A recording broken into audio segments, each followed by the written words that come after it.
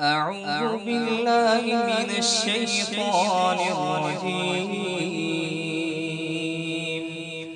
بسم الله الرحمن الرحيم.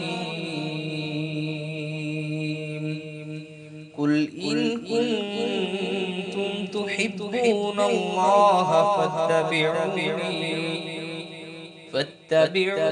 يحببكم الله ويغفر لكم ذنوبكم والله غفور رحيم.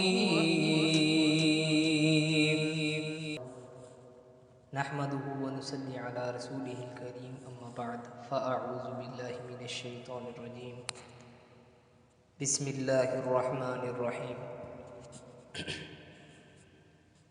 قل ان كنتم تحبون الله فاتبعوني يحببكم الله ويغفر لكم ذنوبكم والله غفور رحيم.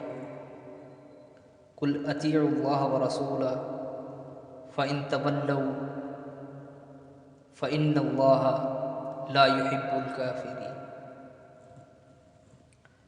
اے نبی صلی اللہ علیہ وسلم، میرے بندوں کو یہ بات بتا دیجئے، اگر تم اللہ سے محبت کرتے ہو اور تمہیں اللہ کی محبت بھی چاہیے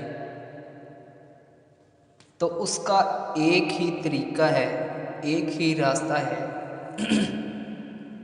کہ میری اتباع کرو.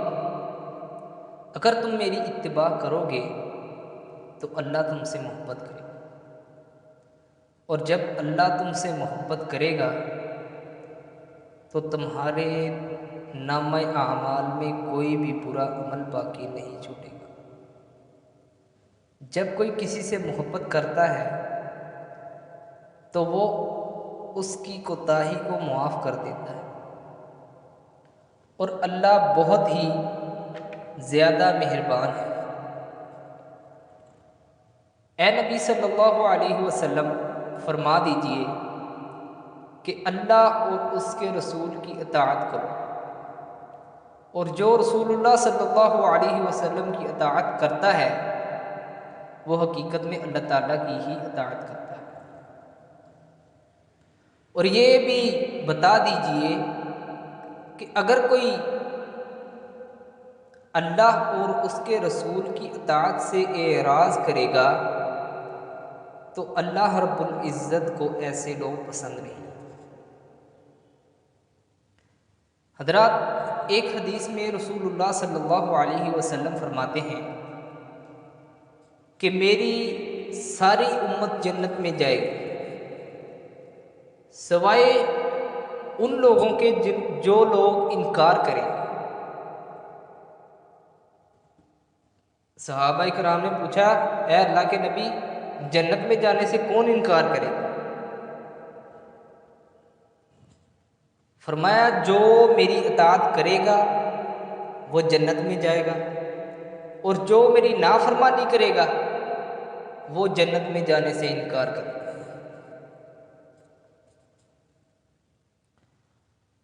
اللہ اور اس کے رسول کی اطاعت میں انسان کی کامیابی کی ضمانت ہے.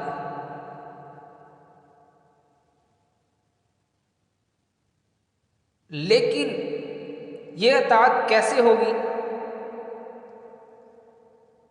اس کے لیے اللہ رب العالمین نے نبی اکرم صلی اللہ علیہ وسلم کے تربیت یافتہ صحابہ کرام کا عملی نمونہ ہمارے سامنے پیش فرما دیا. جیسا کہ آپ صلی اللہ علیہ وسلم نے فرمایا، میری امت میرے بعد بے شمار گروہوں میں تقسیم ہو جائے، میرے راستے اور سنت کو چھوڑ کر کئی سنتیں اختیار کرے گی، ان میں سے صرف ایک گروہ جنت میں جائے گا. تو صحابہ کرام نے عرض کیا، اے اللہ کے نبی صلی اللہ علیہ وسلم، وہ کون سا گروہ ہوگا؟ آپ نے اس گروہ کا نام نہیں لیا کہ فلاں تنظیم یا جماعت ہوگی، بلکہ اس کی صفت بیان کی کہ وہ انداز، طریقہ، اسلوب زندگی جو آج میرا ہے اور مجھ سے میرے صحابہ نے سیکھ کر اختیار کیا ہے، جو بھی اس طریقے پر چلے گا وہ کامیاب ہوگا، وہ جنت میں جائے گا۔ نبی اکرم صلی اللہ علیہ وسلم کی ہر بات، طریقے اور حکم ہمارے لیے خیر و برکت ہے۔ صرف بات اتنی ہے کہ ہم سمجھ لیں کہ واقعی نبی اکرم صلی اللہ علیہ وسلم کی سنت کو اپنا لیں تو یقیناً ہماری زندگی میں خیر و بلائی آ جائے گی۔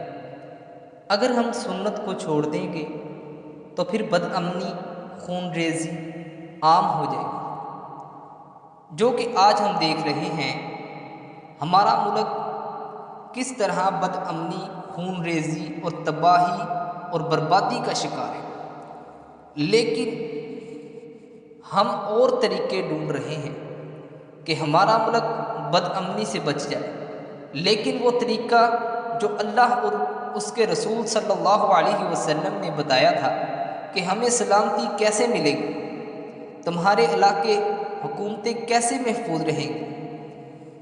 نبی اکرم صلی اللہ علیہ وسلم کی ہر بات، طریقے اور حکم ہمارے لیے خیر و برکت ہے۔